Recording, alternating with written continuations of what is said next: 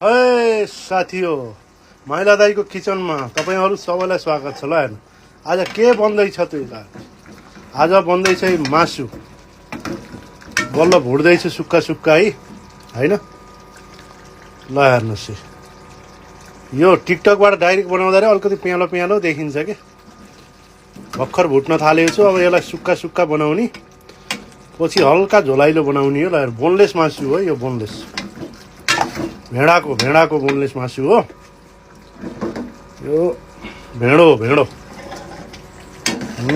यसरी चाहिँ। ल हेर्नुहोस्, आहा हा हा।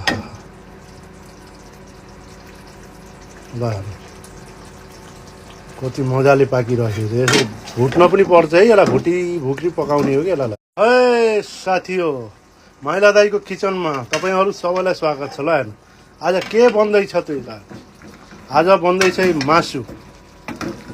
बल्ल भुट्दैछु सुक्खा सुक्खा है होइन। ल हेर्नुहोस्, यो टिकटकबाट डाइरेक्ट बनाउँदा अलिकति पियालो पियालो देखिन्छ कि। भर्खर भुट्न थालेको छु। अब यसलाई सुक्खा सुक्खा बनाउने, पछि हल्का झोलाइलो बनाउने हो। ल हेर, बोनलेस मासु हो यो, बोनलेस भेडाको बोनलेस मासु हो यो। भेडो यसरी चाहिँ। ल हेर्नुहोस्, आहा हा हा।